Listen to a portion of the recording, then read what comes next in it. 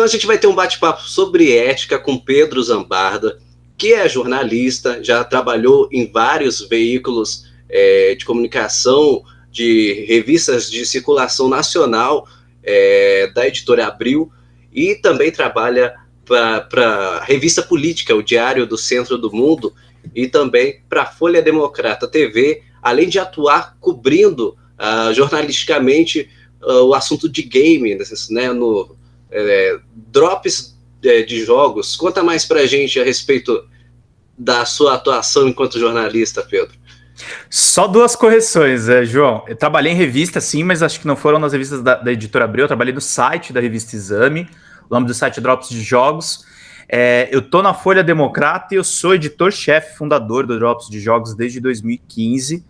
Era um site de games do portal Catraca Livre, e hoje em dia a gente está no Portal Y, que é o portal do Jornal Estado de Minas, que acho que você deve acompanhar por você ser de Juiz de Fora. A gente tem uma parceria com eles, e aí o nosso site é hospedado dentro do portal por lá. Cara, é basicamente isso. Eu trabalhei mais com internet, assim, eu não trabalhei tanto com impresso. Eu trabalhei em algumas revistas, fiz alguns freelas, assim, muito pontuais. Hoje eu tô lidando mais com o YouTube. O YouTube, na verdade, tem sido a minha plataforma mais frequente desde 2019, da eleição do próprio Bolsonaro. Em 2018 eu já tinha feito um trabalho no 247, mas foram 8 meses só. E aí o DCM passou a ter uma televisão própria, né? Eu ajudei a fazer os programas lá no começo. Já tinham vídeos antes, porque eles faziam documentários por crowdfunding, né? Um dos documentários eu fiz, que foi sobre a falta d'água da Sabesp. Foi um documentário que eu critiquei bastante o Geraldo Alckmin. O Alckmin ainda era governador aqui em São Paulo. E, enfim, as coisas mudam, né? Agora ele é vice-presidente da República, tá quase irreconhecível. Mas a gente está acompanhando aí na política. Os games e a tecnologia eu já cobri em outros lugares também, né? Eu já fiz freelas de tecnologia no UOL, e já também, apesar que foram pouquíssimos textos, eu já abri uma revista de realidade virtual aqui no Brasil, que era Mundo 360, que era republicada pelo Drops de Jogos. E eu também fiz algumas pautas assim muito pontuais no site da revista Exame, ajudei a fundar o Tech Tudo, que é o site de tecnologia da Globo.com. E é mais ou menos esse meu currículo, cara. Passei pelo Intercept Brasil também, fiz uma reportagem para eles por lá. Eu passei por veículos progressistas e passei também por veículos da chamada mídia corporativa, a velha imprensa, a grande imprensa. E você, com a experiência que tem, como que você avalia o jornalismo feito no Brasil do ponto de vista da ética na comunicação? A gente sabe que tem muitos programas de jornalismo policial que exploram do sensacionalismo, antigamente utilizavam a imagem dos suspeitos, porque as pessoas até então não tinham sido julgadas, né? E exploravam colocando essas pessoas já como culpadas na televisão, mostrando o rosto. Como é que você enxerga a ética no jornalismo no Brasil? Cara, eu acho que é uma coisa que tem avanços e retrocessos, né? Você citou bastante o jornalismo policial, mas uma das áreas que eu gostava muito de estudar na faculdade, eu tenho 2 graduações, né? Eu fiz filosofia na USP e me formei em jornalismo na Casper Libero, minha primeira graduação em jornalismo. Eu gosto muito da história da comunicação, da imprensa. Esse jornalismo policialesco, né? Essa coisa da voz da autoridade, existe desde a fundação da imprensa, e na verdade a imprensa sempre teve uma relação muito conflituosa, né? Porque às vezes ela confunde interesse dos governos, das autoridades, com o que é de interesse público.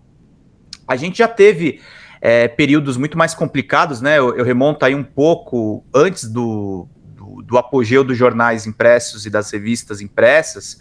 A gente teve uma imprensa muito sensacionalista ali até antes de meados dos anos 60, né?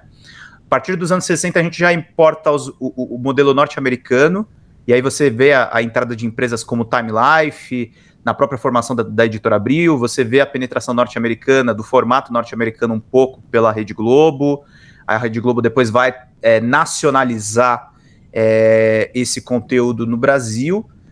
E a internet, ela traz grandes avanços e grandes retrocessos, né? Você vê esse sensacionalismo hoje transportado para o YouTube, Existe esse sensacionalismo, inclusive, no jornalismo de política, em que você tem canais que têm praticamente zero apuração. E aqui eu falo, gente, ó, reproduzir conteúdo é uma coisa comum na internet. Eu reproduzo conteúdo, não é tudo que eu faço apuração 100% do zero, mas é importante para os profissionais que estão entrando no mercado e para os profissionais que já estão no mercado, façam suas apurações próprias, tenham as suas fontes, chequem as informações, confrontem, não acreditem em tudo aquilo que vocês leem de colegas, o que vocês leem na imprensa institucionalizada. É importante a gente ter esse fomento. Um dos motivos para eu ter ido na imprensa progressista de esquerda, uma imprensa que declaradamente dá espaço para partidos de esquerda, deu espaço para ouvir o outro lado ao Partido dos Trabalhadores no escândalo do Mensalão, e depois na própria Operação Lava Jato, é porque eu vi uma necessidade, não é nenhuma questão ideológica, não, eu vi uma necessidade de profissionalizar mesmo essa imprensa, de a gente ter apurações que ocorram do zero. Você sabe, João, que na Folha Democrata eu faço um esforço em cima disso, a gente tem pouquíssima verba, mas a gente faz um jornalismo que eu acredito ser muito verdadeiro, muito original, até nas suas próprias análises. O Carlito é um historiador, é um cara que estuda o direito, ele tenta entender um pouquinho dos meandros da lei, a gente tenta não reproduzir só o que dá clique e o que dá view. A gente sabe que a gente precisa de cliques e precisa de visualizações para manter o negócio, mas a gente tenta não cair nessa tentação do sensacionalismo puro e simples. Ele está muito presente hoje em dia. Eu acho que houveram avanços, eu acho que hoje em dia na cobertura jurídica a gente vê muito mais espaço dado aos advogados e ao outro lado dos processos judiciais. Não são todos assim, o Datena continua fazendo o velho programa policial aqui em São Paulo, que dá picos de audiência para o Grupo Bandeirantes.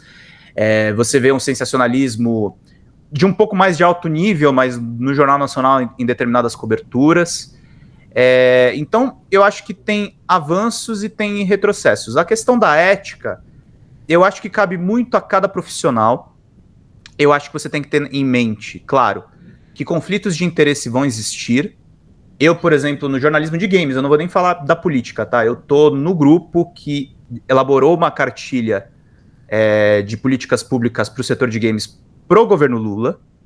É óbvio que o meu site vai fazer uma cobertura mais positiva do governo e a gente tenta ser no máximo transparente para mostrar como é que nós obtivemos determinada informação, como é que tal informação é transmitida. Mas os dilemas éticos, eles são resolvidos sempre com mais luz, não com mais sombra. Você protege fontes e você protege determinadas formas de obter informação quando você sabe que aquela pessoa está em risco. Se aquela pessoa não está correndo risco, se aquela pessoa não tem nenhum problema em divulgar, dê as informações, ou pelo menos diga de onde você tirou aquilo, de onde aquilo saiu, se saiu de um relatório, se saiu de uma fonte de fidedigna, cheque as informações, confronte as informações, tente derrubar as suas próprias pautas, isso é muito importante. E tenha em mente, assim, que é muito importante sempre ouvir o outro lado. Eu acho que a gente da mídia de esquerda critica muito alguns jornais, mas acho que os avanços eles foram possíveis porque nos anos 90 você teve uma Folha de São Paulo que colocou essa questão de você ouvir o outro lado, você teve o próprio profissionalismo da Rede Globo nos anos 80 e nos anos 90, que contribuiu para uma melhor captação de imagens. Eu acho que é uma história que vai se estruturando. Eu tenho orgulho de dizer que, por mais que tenham ocorrido alguns tropeços no meio do caminho e erros acontecem, o DCM eu acho que contribuiu muito para a luta democrática, eu acho que faz um jornalismo corajoso, faz um jornalismo posicionado e que é transparente com os seus leitores. Eu acho que o Intercept fez um serviço para o Brasil, no caso da cobertura da Vaza Jato, desmontando inclusive alguns mitos que existiam dentro da imprensa. E isso tudo é fruto de muito trabalho, de muito suor. Você é questionado em todos os momentos, né, se você está cumprindo uma determinada agenda. Mas eu tenho, assim, a transparência de dizer para você, João Vitor, eu tenho ideologia, eu tenho lado, mas eu procuro ser mais isento nas minhas coberturas, verificar problemas que existem nesse novo governo que agora está tomando posse.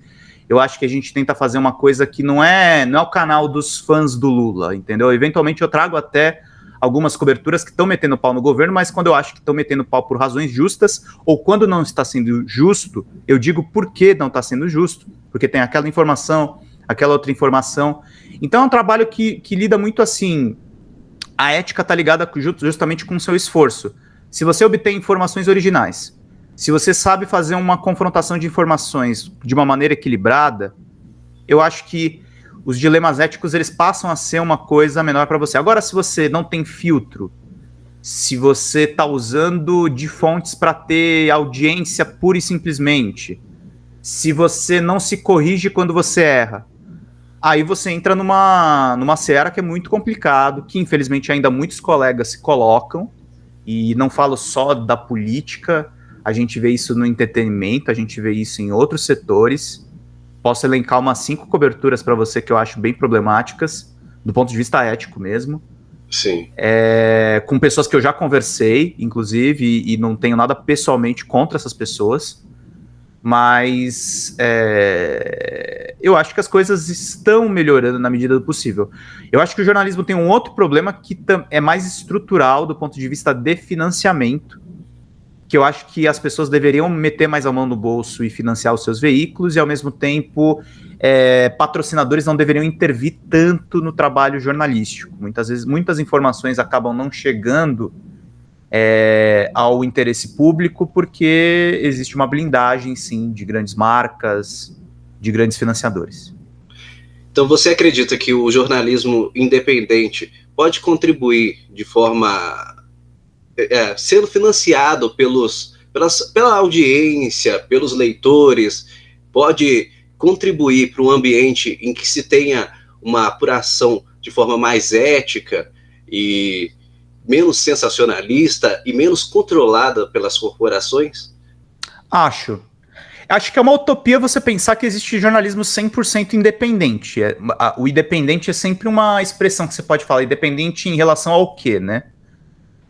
Eu posso dizer de mão cheia para você que, por exemplo, não vou nem citar tanto o caso do Intercept e do DCM que eu trabalhei, mas, por exemplo, a agência pública que eu já financiei do meu bolso e acompanho. Eu sei que há fundações, inclusive de alcance internacional, que ajudam a subsidiar o trabalho deles, mas acho que o trabalho deles é muito sério, é um trabalho que precisa de subsídio mesmo, porque vai atrás de povos originários e vai atrás de questões que muitas vezes, às vezes a imprensa cobre bem, mas a dita imprensa hegemônica ignora os assuntos.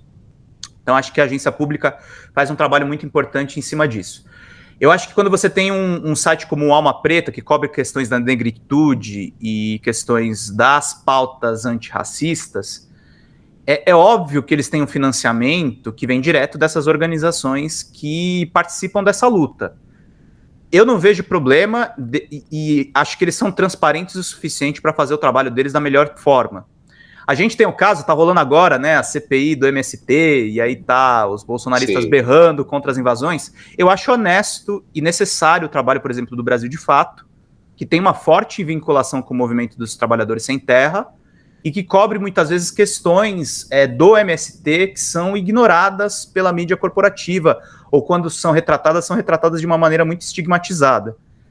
Eu acho que tem a imprensa independente, a imprensa alternativa, a imprensa de esquerda, de movimentos sociais, que é o caso, eu falei do Brasil de Fato, mas tem os jornalistas livres, por exemplo, eles exercem um enorme papel na democratização das informações. Eu acho que eles escancaram quando alguns colegas estão indo em manada numa direção. Eu acho que a imprensa nunca deve ter, no mundo ideal, a gente sabe que isso não acontece, nunca deveria ter só uma cobertura de manada, assim, vamos todos cobrir porque a Globo está falando desse assunto, vamos todo mundo cobrir esse assunto. Não, a gente tem que cobrir o que é realmente do interesse público, o que está gerando interesse das pessoas, o que vai melhorar a vida das pessoas.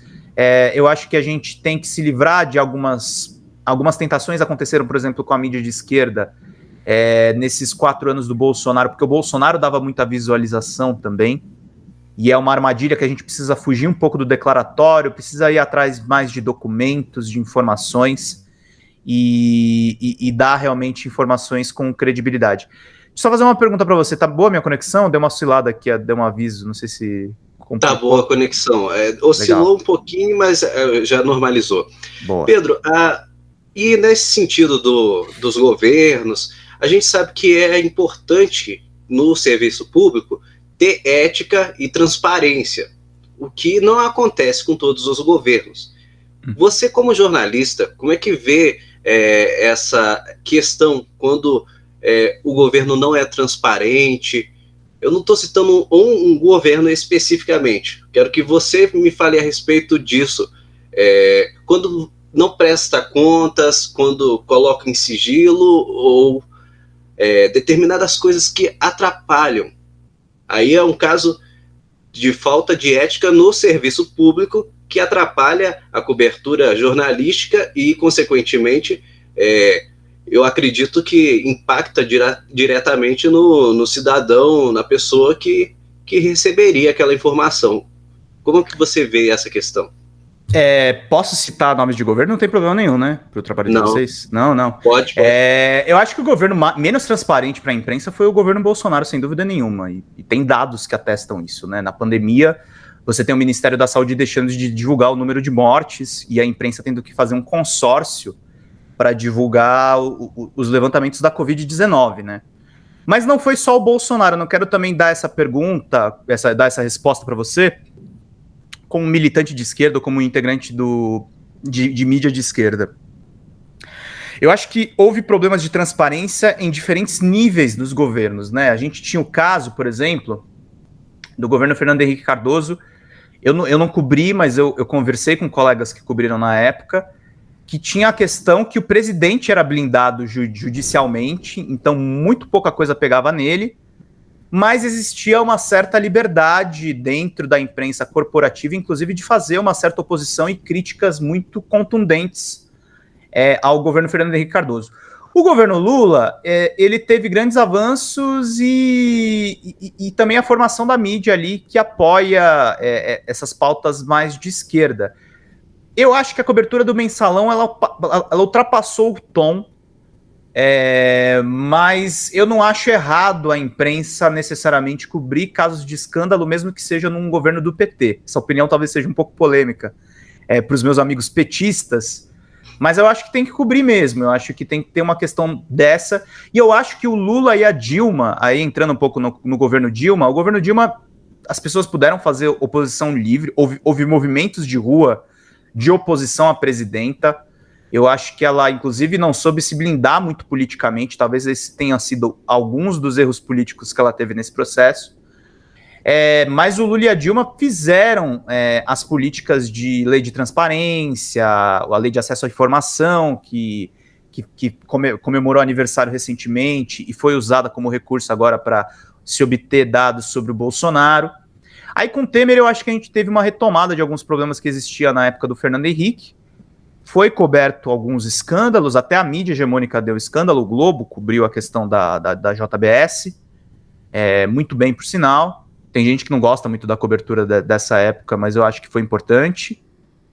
E você chega no Bolsonaro, né, que você não tem transparência, você tem ataques ativos do presidente da República contra jornalistas e contra veículos de comunicação, né.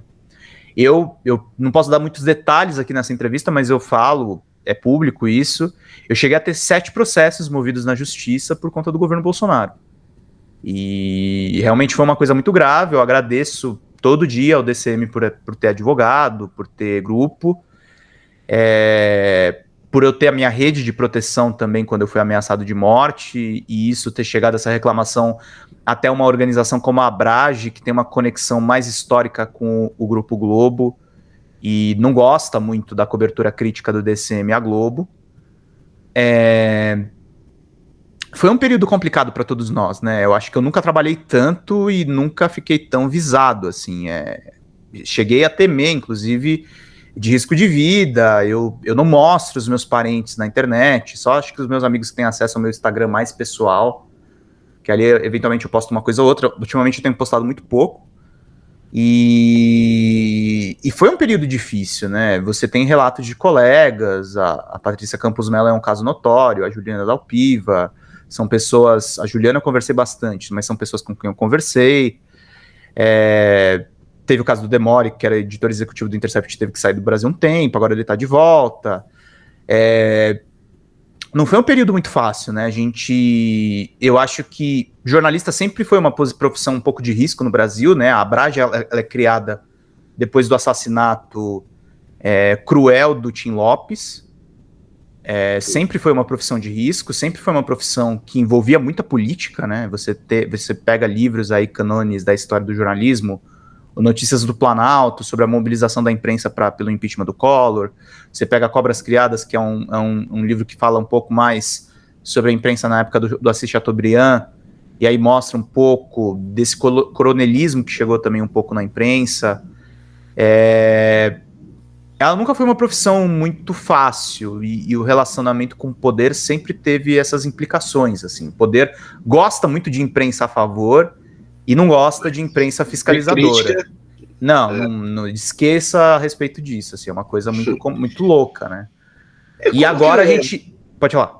Sim, você foi bem perseguido, então, no governo Bolsonaro, por ter uma posição de esquerda, progressista.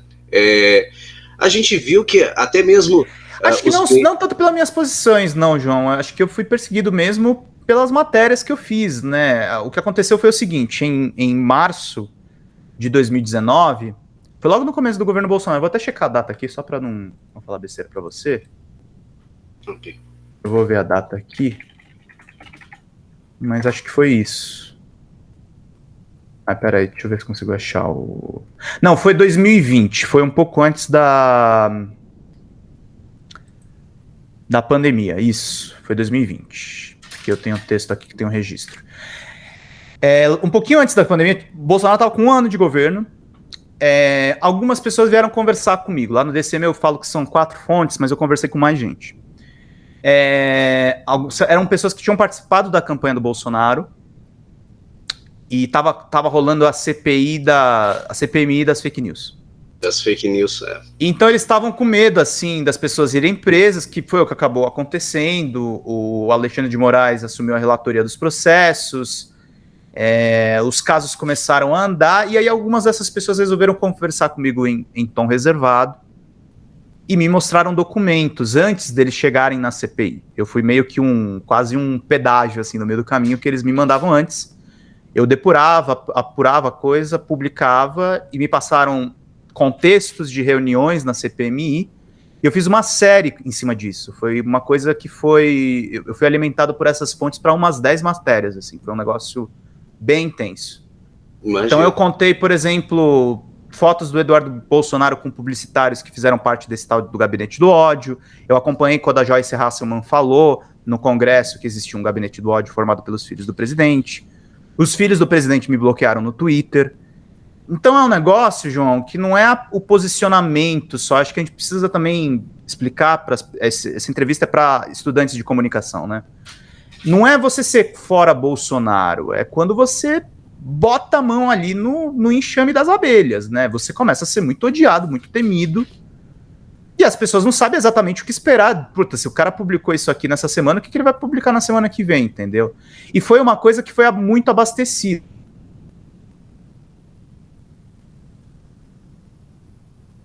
Caiu aqui. Opa, não foi você?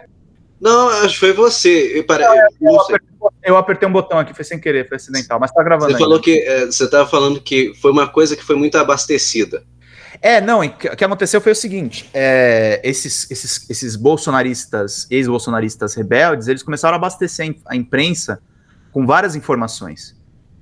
Então essa entrevista está sendo destinada para estudantes de comunicação, né? Não é uma publicação, estudante, né? Eu acho que os estudantes eles precisam perder um pouco de ingenuidade. Você ser fora Bolsonaro, cara, não diz muito. Agora você colocou a mão ali no enxame das abelhas, você mexeu com os caras, você provocou processos na justiça, aí a coisa começa a ficar um pouco mais séria, entendeu? Eu relatei conversas, por exemplo, em que o Felipe Barros, isso está documentado, ele não me processou ainda bem, mas dá para contar esse caso tranquilo, ele foi quase orientado a dar voz de prisão ao Alexandre Frota. E eu contei depois essa história para o Frota ficar esperto. Existiam procedimentos que eram feitos por contas anônimas no Twitter. Depois essas contas, inclusive, foram descontinuadas porque eu estava rastreando esses caras. Eu estava pegando ali o que eles estavam fazendo antes até do que deles fazerem. Um negócio de investigação mesmo. Então isso acaba suscitando retaliações, entendeu? Eu fui muito processado, o DCM foi dezenas de processos, pelas razões mais absurdas. Foi difícil. Foi difícil mesmo. sombrio, né, na história do país. Eu Que não acredito. terminou, tá? Não acabou ainda. Tem desdobramentos. Que ainda tem também o bolsonarismo ou a extrema-direita com as fake news, todo esse processo ainda continua, né? Até porque vários foram eleitos, né? Outros que eram ministros do governo Bolsonaro foram eleitos, e pessoas que a gente sabe que tiveram e que ligação com o governo o tempo inteiro. Mas eu acho interessante notar que até a grande mídia, a TV Globo, foi muito perseguida pelo bolsonarismo, ao ponto naquele cercadinho que tinha ali, a Globo decidiu tirar os jornalistas dali porque eram hostilizados o tempo inteiro. Então, até nas coberturas jornalísticas, houve esse prejuízo, porque como é que se trabalha, como é que o jornalista trabalha num ambiente totalmente hostil, de perigo? Você falou de ameaça de morte.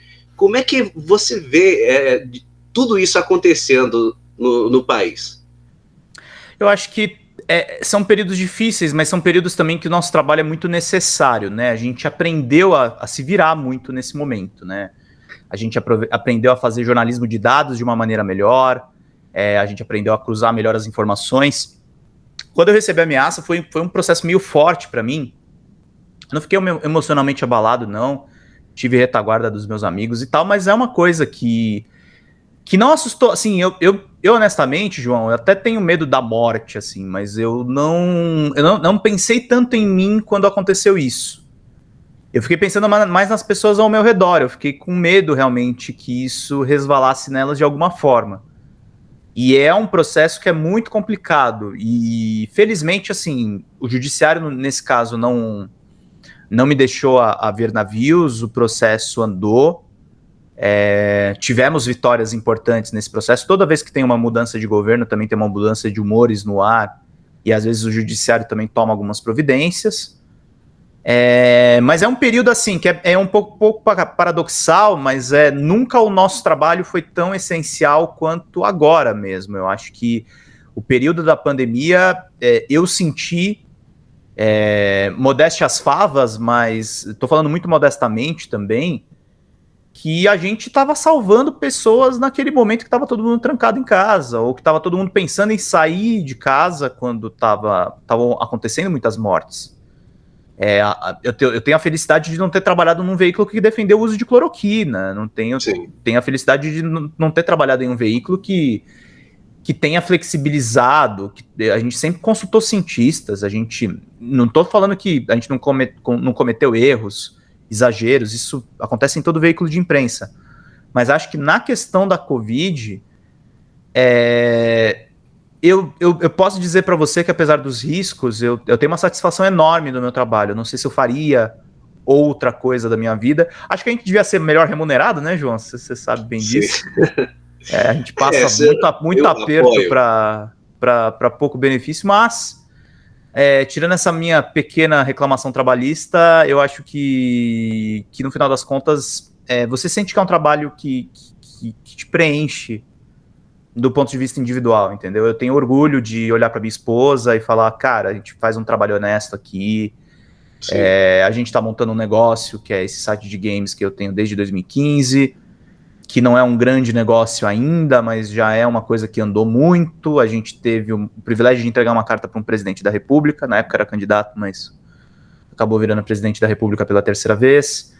Eu acho que o meu balanço é muito positivo, assim, por isso que eu tenho um pouco de alívio, assim, até quando você falou assim, a entrevista vai ser um pouco mais a respeito de ética. Cara, eu acho que eu tô no caminho certo, com todas as minhas limitações, com todas as coisas. Eu sei que eu não sou perfeito, eu sei que deve ter matérias que eu devo ter sido mais injusto com as pessoas. Eu tive o privilégio até de dizer para você um caso de uma história que ficou pública, de uma ex-assessora da Carla Zambelli. Eu ouvi o lado dela quando era para ouvir, e foi muito baixo, assim, o que ela e o advogado dela fizeram comigo, porque eles tentaram me extorquir, tá publicado isso, e eles não têm como me processar porque tá tudo registrado. Eles tentaram me extorquir em R$50 mil para me passar uma informação sobre o Alan dos Santos. A gente não pagou. O DCM não se sujeitou a isso, mas eu guardei essa informação. Quando o advogado dela perdeu um processo para o Felipe Neto, a gente resolveu tornar público essa tentativa de extorsão, essa tentativa de suborno mesmo, né? Acho que não tem outro nome para dar para um troço desse. A pessoa sumiu das redes sociais, o Felipe Neto retweetou a história, estourou na internet. Mas eu passei até por isso, entendeu? Que não envolve necessariamente uma ameaça de morte, mas é uma situação bem bizarra para você passar como profissional.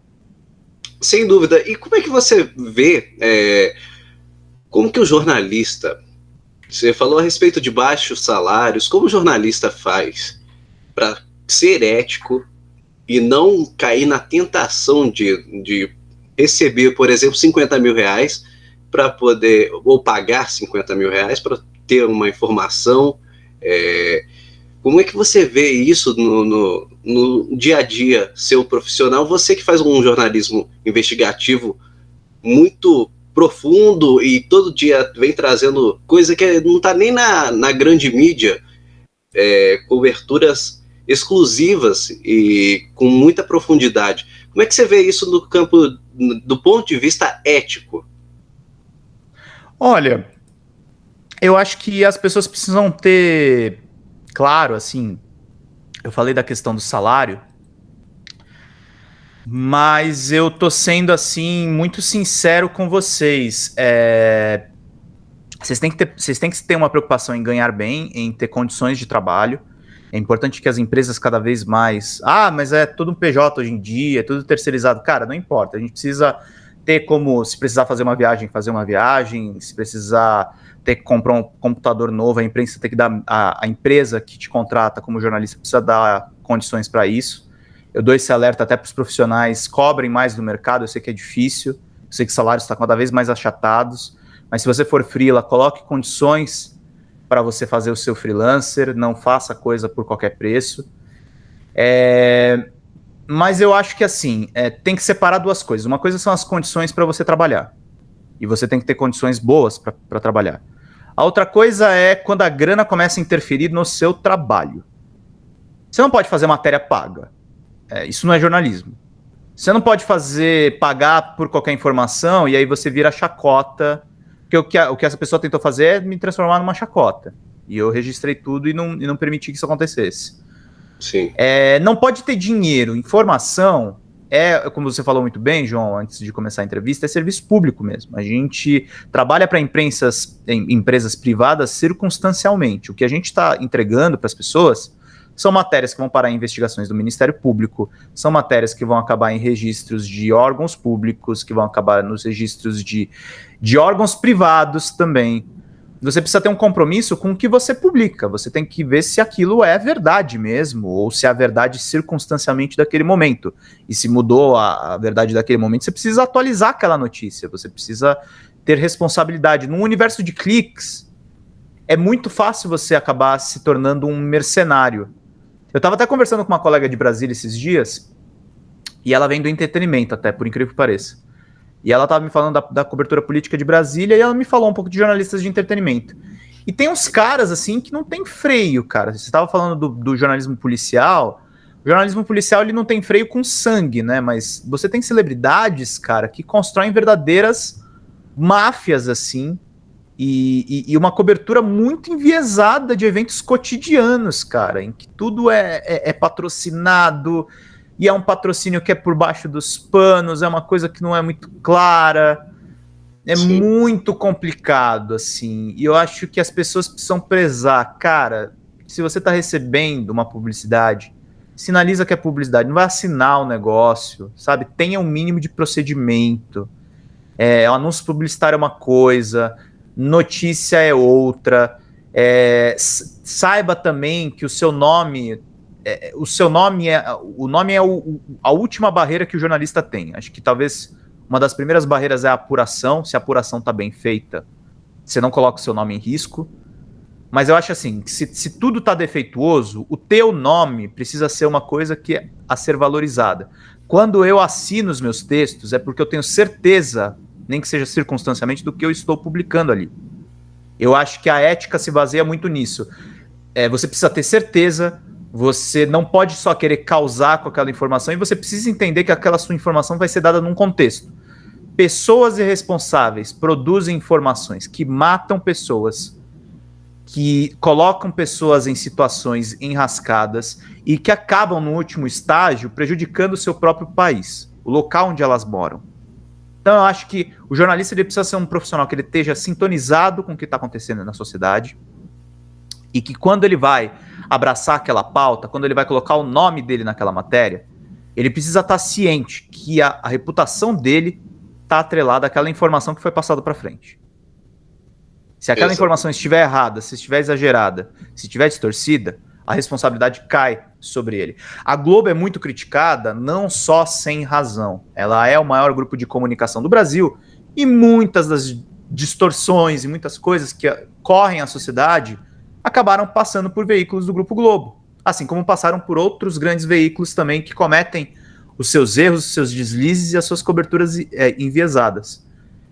Então, cara, eu acho que é mais ou menos isso que define ética para mim, e eu acho que define um pouco o peso no meu trabalho. Eu acho que quando eu assino as coisas é porque eu tenho certeza do que tá ali. Não significa que eu nunca tenha errado, eu já errei, e eu não tenho vergonha de admitir isso. É besteira, não acreditem em profissionais que dizem que nunca erraram. Isso é uma bobagem, assim, gigantesca. Eu já errei nome, já errei data. Sim. Já errei contexto. Até afinal de contas, da natureza humana. E você tem pressa, e às vezes você erra também por falta de atenção. Às vezes você tem todo o tempo do mundo e você erra porque tem atenção. A sorte é que, assim, como eu trabalho mais com jornalismo digital, né, eu trabalho mais na internet, eu tenho o privilégio de poder corrigir os meus erros com mais acuidade. Mas, assim, os de impresso enfrentam muitos problemas, e você sabe muito bem, quem está na televisão ou quem está no rádio só vai conseguir corrigir a informação depois. Então é mais ou menos assim que funciona, né, João? Acho que esses são alguns dos dilemas que envolvem o nosso trabalho. Por fim, Pedro, eu acho difícil fazer esse exercício, mas eu vou tentar aqui fazer um exercício de futurologia. Tentar. O que você vê do atual governo, tendo em vista que o governo passado, do presidente Jair Bolsonaro, se dedicou bastante à desinformação sobre vacinas, sobre uso de medicamentos que não são indicados para tratar a Covid, pelo menos por especialistas, ou seja, houve problema de ética também por parte de médicos que sabiam que aquilo não ia funcionar e que usaram em pacientes. Por fim, como que você acha que daqui para frente as instituições governamentais, principalmente o governo federal, deve lidar com a mídia do ponto de vista ético? Eu acho que, cara, eu vi muitas críticas no começo do governo, e até me filio algumas dessas críticas, né? Eu achava que a Secretaria de Comunicação do governo Lula estava um pouco devagar, assim, e tem uma questão da esquerda ter uma comunicação ainda muito complicada e muito institucional na internet, né? Eu tô vendo alguns avanços, algumas melhoras. Eu acho que o tratamento com a imprensa, eu acho que o Lula tem um privilégio, como ele é presidente pela terceira vez, ele não se intimida com críticas. Eu acho que críticas têm que existir. Eu acho, por exemplo, algumas posições do jornal Estado de São Paulo deploráveis. Agora, eu acho que a cobertura do Estadão tá certa no caso do Juscelino Filho, que é o ministro não da Secretaria de Comunicações, mas das Comunicações, e tem um Aras lá com cavalos e um monte de viagem ali muito mal explicada. Eu acho que ele tem que explicar isso. Eu acho que a corrupção ainda é um problema sistêmico. Eu discordo dos lavajatistas, eu não acho que é o maior problema brasileiro. Eu acho que o problema continua sendo, tá melhorando agora aos poucos que a gente saiu do Bolsonaro. A fome, eu acho que a questão da saúde pública depois da pandemia, eu acho que o governo tem um caminho aí muito interessante de se trilhar, e não é na base de ter medo da imprensa ou da transparência das informações. Críticas vão existir. O Lula tem um método de governo que algumas pessoas não gostam, que é bastante centralizador, e eu não acho isso necessariamente um defeito para muitas questões. Mas eu acho que para outras vão ter embates, eu acho que vai ter tem uma discussão enorme sobre a sucessão dele, né? Porque pode ser que o Lula se candidate à reeleição, embora ele negue isso hoje. Mas tem a questão de quem que vai ser o herdeiro do lulismo, quem que vai ser o herdeiro dessa cultura política de esquerda. E tem a questão da ameaça do Bolsonaro ali, né? Porque o Bolsonaro, apesar de ter feito todos esses males que eu e você estamos retratando muito bem nessa entrevista, infelizmente é o líder mais popular da extrema-direita brasileira e provavelmente ainda é o maior político na internet, né? Então é um perigo que a gente tem que ficar muito atento, sempre fazendo oposição democrática. Eu fiquei muito feliz com o Carlito quando ele me chamou para esse projeto da Folha Democrata, porque eu gosto muito do Diário do Centro do Mundo, gosto do 247, da revista Fórum, de todos os sites de esquerda, mas acho que está faltando veículos que tenham claramente a bandeira da democracia. Eu acho que Sim. A democracia é o regime político que surgiu na minha geração, acho que na sua também, você deve ter mais ou menos a mesma idade que eu tô com 34. A gente nasceu sob essa bandeira da democracia, a gente precisa defender esse regime como uma bandeira de imprensa. Eu acho que a gente tem que defender não só a vitória do Lula contra o Bolsonaro, que foi uma vitória necessária contra esse negacionismo, mas entender que pode existir alternância de poder, pode existir uma direita que não seja tão canalha, e eu digo canalha mesmo porque o Bolsonaro foi como foi a extrema-direita bolsonarista.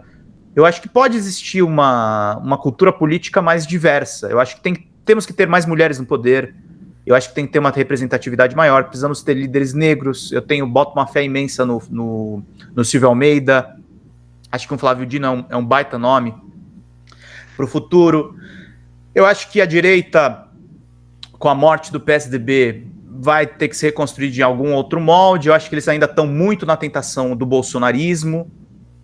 Isso vai demorar um pouco para mudar. Mas agora a gente está vivendo outros tempos, talvez sejam tempos melhores, e vai depender também muito do nosso trabalho. A gente tem que fazer o nosso trabalho muito corretamente. Isso não significa ser condescendente com o governo Lula, mas a gente precisa ser mais correto. Eu acho que uma cobertura como a gente teve na Operação Lava Jato, e a gente está vendo até pelo caso do juiz Apio, isso vai datar um pouco essa entrevista, mas é porque está muito fresco essa questão. Não significa que a gente não tenha que cobrir operações da Polícia Federal, mas contestem os dados, consultem especialistas. Se alguém diz que o Estado Democrático de Direito está em risco por uma decisão de um juiz de primeira instância, eu acho que a coisa tem que ser olhada com mais cuidado. Eu acho que esse juiz não tem que ser endeusado. Aliás, eu acho que nenhum agente do judiciário tem que ser endeusado. O judiciário é um poder muito delicado para ser transformado em uma arma populista. Eu acho que a gente tem que ter uma cobertura mais séria sobre as Forças Armadas. Eu estou, inclusive, com uma reportagem para publicar sobre as Forças Armadas na Folha Democrata. Nós inauguramos o nosso site com... É meio que uma fofoca, mas é uma história interessante sobre a proximidade do Elcio Franco com o Pazuello e apelidos que existiam ali na Operação Acolhida. A gente abriu com uma matéria dessas. A gente trouxe pessoas importantes para debater o PL das fake news. O Gustavo tá toda semana lá entrevistando uma pessoa diferente. Às vezes eu deixo ele maluco com isso, porque eu trago aí as biografias diferentes das pessoas. Mas eu acho que é isso, João. Eu acho que o nosso papel é sim cobrar o novo governo, mas entender também que é muito bom ter um governo que não ataca a imprensa, que não faz cercadinho, que entende que a comunicação é uma questão profissional e não pessoal, e que não quer ter um blogueiro como o Alan dos Santos ali passando pano para tudo o que o governo faz. Eu acho que dá para a gente fazer uma mídia de esquerda séria, crítica, a favor de algumas coisas do novo governo e mais críticas a outras. Eu acho muito legal também, por exemplo, uma crítica que tem, com todo respeito ao Haddad, e eu acho que ele é um bom ministro, uma esquerda mais do PSOL que critica o arcabouço fiscal. Eu acho que tudo isso tem que ser colocado nesse caldo para dar seriedade para o nosso trabalho e para as nossas ações. Tá certo, muito obrigado, Pedro Zambarda, por essa entrevista para a Faculdade de Comunicação da Universidade Federal de Juiz de Fora. É um prazer ter você como entrevistado e contribuindo com esse debate. Muito obrigado. Obrigado você, meu querido. Preciso ir agora que eu tenho uns negócios para fazer aqui também. Tá joia, um abraço.